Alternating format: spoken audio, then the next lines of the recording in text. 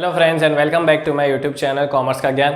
और आज हम लोग कंटिन्यू करेंगे अपना ट्रायल बैलेंस वाला चैप्टर। ठीक है, लास्ट वीडियो में हम लोगों ने देखा था कि भाई ट्रायल बैलेंस को किस तरह से प्रिपेयर करना है with the help of ledger posting. ठीक है, तो उसमें हम लोगों ने जर्नल एंट्रीज भी पहले पास किया, फिर लेजर पोस्टिंग किया और उसके बाद ट्रायल बैलेंस को प्रिपेयर किया। ठीक है, सो ऐसे एग्जाम्पल्स भी काफ़ी बार पूछे जा सकते हैं, you never know.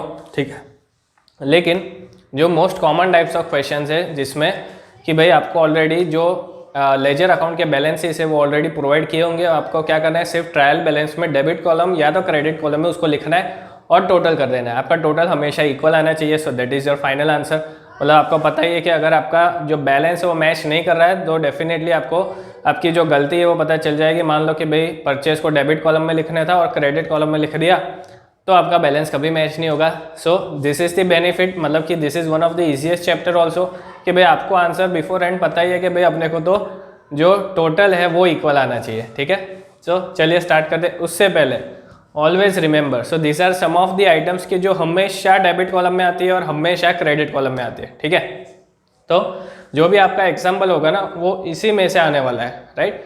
So we already know कि भाई कहाँ डेबिट लिखना है और कहाँ क्रेडिट लिखना है। ठीक है, चलिए लिस्ट देख लेते हैं। Following items will always be shown in debit column. सबसे पहला है purchase account, purchase being an expense. ठीक है, परचेज अकाउंट को हमेशा डेबिट करते हैं। सेल्स रिटर्न, मतलब कि return inward, sales return is always debited because sales को हम लोग क्रेडिट करते हैं बिकॉज सेल्स में बाहर जा रहा है, सेल्स रिटर्न में माल वापस अंदर आ रहा है। ठीक है, सो डेबिट व्हाट कम्स इन, तो डेबिट आएगा। इनपुट जीएसटी, इनपुट जीएसटी मतलब कि उसमें सीजीएसटी, एसजीएसटी और आईजीएसटी तीनों आ गए।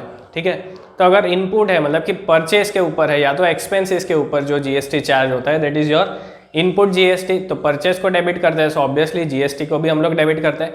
वैसे ही एक्सपेंसेस को भी हम लोग हमेशा क्या करते हैं, डेबिट करते हैं, तो डेबिट कॉलम में आने वाला है, तो उसके ऊपर का जो जीएसटी है वो भी हमेशा डेबिट कॉलम आएगा। देन यू है ओपनिंग स्टॉक, ओपनिंग स्टॉक हो क्लोजिंग स्टॉक हो, इट इज़ एन एसेट। ठीक है, an asset always have a debit balance. वापिस एसेट ही है, बिल्डिंग, लैंड, गुडविल। ठीक है, टेंजिबल एसेट्स हो, इनटेंजिबल एसेट्स हो, दोनों हो, कोई भी हो। ठीक है, एसेट है तो डेबिट कॉलम में ट्रायल बैलेंस क्या आने वाला है। Then you have closing stock, closing stock में एक एडजस्टमेंट होता है जो हम लोग एग्जाम्पल के वक्त डिस्कस करेंगे।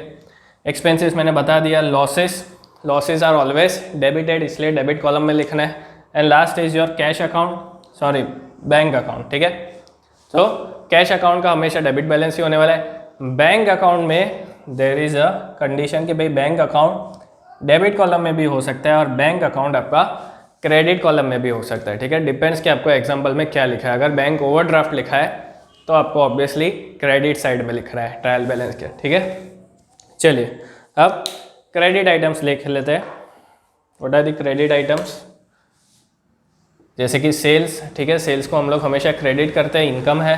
Then purchase return, purchase is always debited, so purchase return is always credited because purchase return में क्या हो रहा है कि जो गुड्स है वो आपके बिजनेस से बाहर जा रहे हैं, so credit what goes out. Then you have output GST, तीनों आ जाएंगे आउटपुट में, एसजीएसटी, सीजीएसटी, आईजीएसटी तीनों।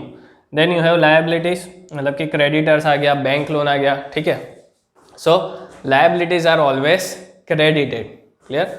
देन यू हैव इनकम्स, ठीक है, इनकम्स को क्रेडिट करना है। गेन्स, राइट, जितने भी इनकम है जैसे कि डिस्काउंट रिसीव्ड है, फिर लेट्स से सेल्स तो हमने ऑलरेडी लिख दिया। Then rent received, commission received, dividend, जितने भी इंटरेस्ट इनकम है ये सारे इनकम आपको क्रेडिट कॉलम में लिखना है।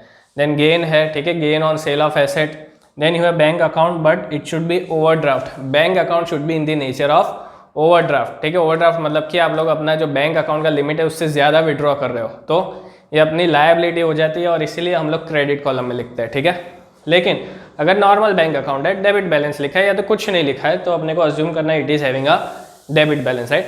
सो दिस आर द आइटम्स के जो आपको याद रखना है कि ट्रायल बैलेंस में इतने जो आइटम्स है, ये जो 10 आइटम्स है वो डेबिट कॉलम में लिखना है और ये जो 7 आइटम्स है ब्लैक में जो लिखा है that is your credit column, मतलब कि क्रेडिट साइड में लिखना है। और which is the golden rule, golden rule हमेशा याद रखो, ट्रायल बैलेंस हमेशा टैली होना चाहिए। ठीक है, क्या होना चाहिए, डेबिट क्रेडिट का टोटल हमेशा इक्वल होना चाहिए। ठीक है, सो चलिए अब एक एग्जाम्पल देख लेते हैं।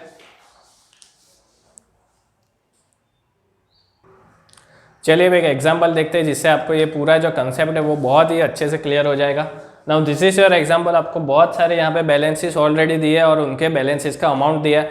अब अपने को ये बैलेंस देखकर सिर्फ ये डिसाइड करना है कि भैया इसको डेबिट करेंगे कि क्रेडिट करेंगे, ठीक है।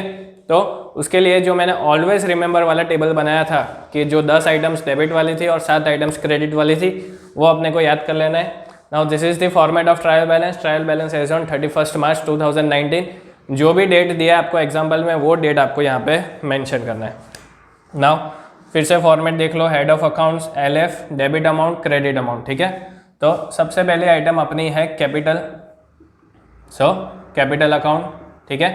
कैपिटल अकाउंट क्या है? प्रोपराइटर का है, so capital account is always credited.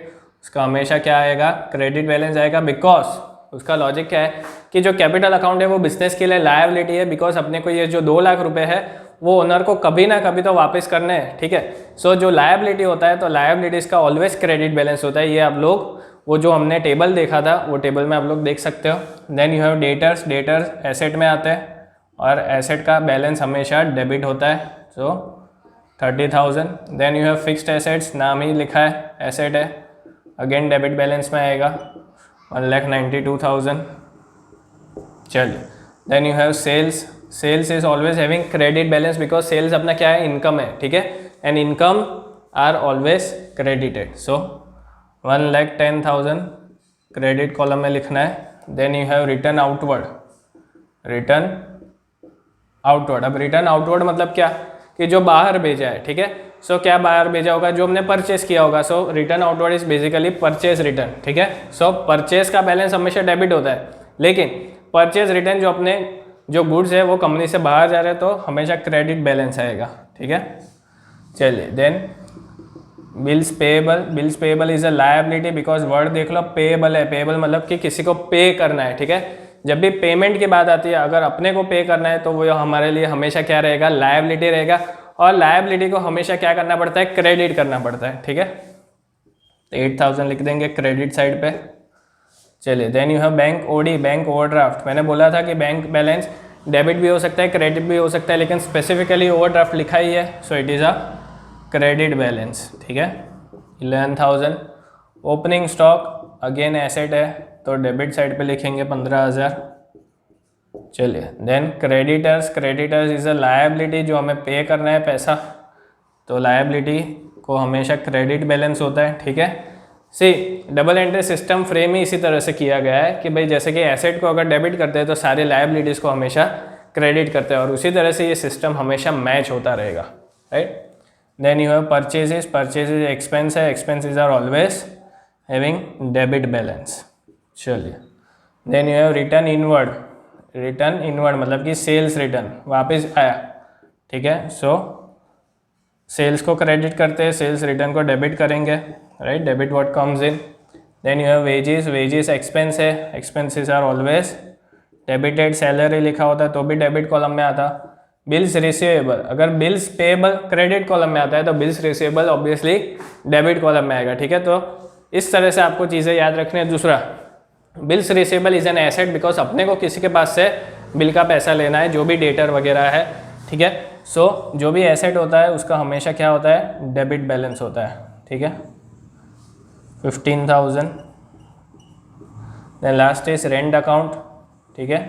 सो अगर इनकम वाला होता तो रेंट रिसीव्ड ऐसा लिखा होगा, ठीक है। अगर कुछ नहीं लिखा है, सिर्फ रेंट अकाउंट लिखा है, मतलब कि ये एक्सपेंस है जो हमने पे किया है, तो expenses are always debited. Income side का होगा तो रेंट रिसीव्ड लिखा होगा। काफ़ी सारे एग्जाम्पल में रेंट पेड तो स्पेसिफिकली लिखते हैं, लेकिन अगर मान लो सिर्फ रेंट अकाउंट लिखा है then it is an expense, ठीक है। ये मानकर चलना है बिकॉज इनकम वाले में रेंट रिसीव्ड ऐसा आपको स्पेसिफिकली मेंशन किया होगा, क्लियर। सो हमने ट्रायल बैलेंस में सारे अकाउंट्स लिख लिए, उनका रिस्पेक्टिव बैलेंस भी लिख दिया डेबिट क्रेडिट में।